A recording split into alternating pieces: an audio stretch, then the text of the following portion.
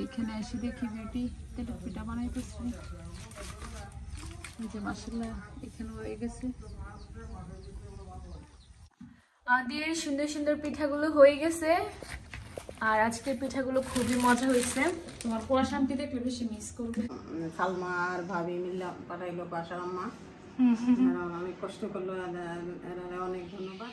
আসসালামু আলাইকুম, সবাই কেমন আছেন? আশা করি সবাই ভালো আছেন। শীতের সকাল শুরু হয় শীতের পিঠা দিয়ে। বিয়াইনের লাগা আর বিয়াইর লাগা পিঠা বানাবো নারকেল দিয়ে সেরা। হ্যাঁ, নারকেলের পিঠা বানাই ফাড়াইবো। ফাটামো। আর আম্মা ওইদিকে আব্বার বাগান দেখতেছি। নারকেলের অবস্থাটা কি দেখো তো। নারকেল, হ্যাঁ নারকেলটা মাশাআল্লাহ অনেক সুন্দর হয়েছে, ফুল আছে। কুয়াশা শ্বশুর শাশুড়ির জন্য তো আজকে তেলের পিঠা বানানো হবে। তো আন্টির আবার এই পিঠাটা অনেক পছন্দ। নারকেল দিলাম, এখানে নারকেল নিছে, আর এখানে ময়দা, আর এখানে আতপ চাউল, পোলার চাউল, আর ভাতের সাথে দেওয়া হয়েছে। ভাত পাটার মধ্যে দিয়ে বাইটে দিছে। আর এখানে খেজুর গুড়, সোয়ানের পাটানো গুড়। তো সবকিছু রেডি করে নিচ্ছে বেটি। তো বেটি তুমি সবকিছু ইয়ে করো। লবণ দিয়ে দিচ্ছি আমি। হ্যাঁ, তো প্রথমে নারকেলটা দাও, না প্রথমে গুড়টা দাও আগে।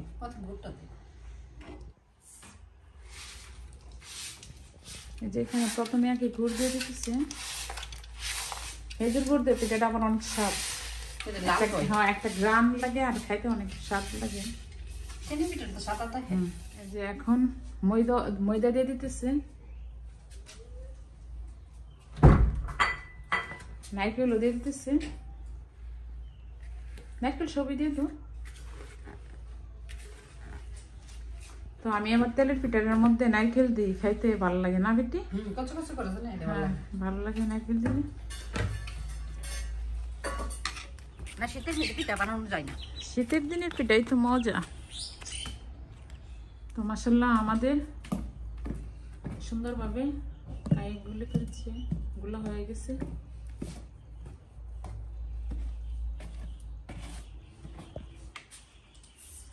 বিসমিল্লাহ করে নিয়ে আসো। বেটি মাটির চুলাতে বানানো হবে, আগর নিয়ে যেতেছে।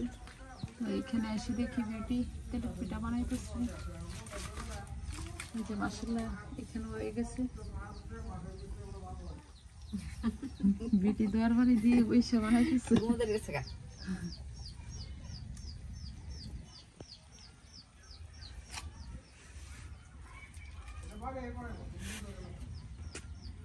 তাহলে বানাও আর ঘুমাও।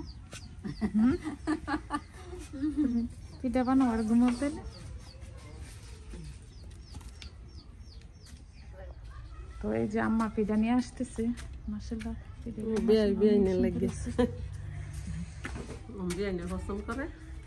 আমার বিয়ে দিকে পছন্দ করে। আমাদের সুন্দর সুন্দর পিঠাগুলো হয়ে গেছে।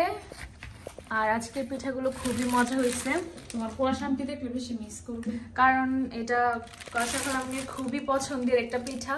মাশাআল্লাহ পিঠাগুলো অনেক সুন্দর হয়েছে। দেখতে যেমন সুন্দর হয়েছে, খেতেও খুবই মজার হয়েছে। আমি অলরেডি এটার মতো খেয়ে ফেলছি। তোমার পোড়া শান্তি আজকে দেখলে বলবে যে আমার ছাড়া। ইনশাআল্লাহ সে যখন আসবে তখন তাকেও বানায় খাওয়ানো হবে। আর নানু হচ্ছে এখন পিঠাগুলো দিয়ে দিবে আমার কাছে। আমার বাই যখন আসবে তখন আম্মা বানাবে, ওরা ওইভাবে সুন্দর করে বানাবে। হ্যাঁ ইনশাআল্লাহ। আমার বাইরে দেখলো অনেক খুশি।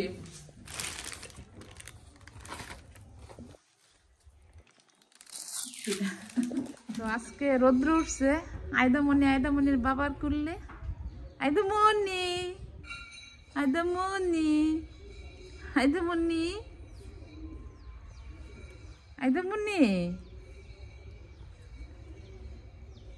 আয়দামনির একটু ঠান্ডা। তো সবাই দোয়া করবেন আয়দামনির জন্য। আর আমি পিঠা নিয়ে চলে আসছি নানু বাসায়। নানু তো অনেক খুশি মনে হচ্ছে। অনেক খুশি, কারণ অনেক মজার পিঠা।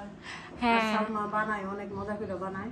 আর নানুকে তো অনেকদিন ধরে বলা হচ্ছে যে আসেন আমাদের নানু বাড়িতে আসেন। পরে নানু বলতেছে যে একটু শীতটা কমুক তারপরে যাবে। তো শীতের পিঠা নানু খাইতে কেমন লাগতেছে? শীতের সময় তো শীতের পিঠা খাইতে অনেক ভালো লাগে। আমি তো বাসায় একা থাকি, এই জন্য বানাই না। খাওয়ারও তো মানুষ নাই, এজন্য বানানো হয় না বেশিরভাগ। দেখা যায় তো সালমা আর ভাবি মিল্লা পাঠাইলো কুয়াশার আম্মা, এরা অনেক কষ্ট করলো, এরা অনেক ধন্যবাদ। কুয়াশানো আসার একটা তো সুখবর জানেন সবাই, তো এই উপলক্ষে আরো পিঠা মিষ্টি মুখ করা, মিষ্টি মুখ করা। সবাই দোয়া করবেন কুয়াশানো আসার জন্য, সবাই দোয়া করবেন যাতে ভালো থাকে, ওরা সুস্থ ভাবে থাকতে পারে।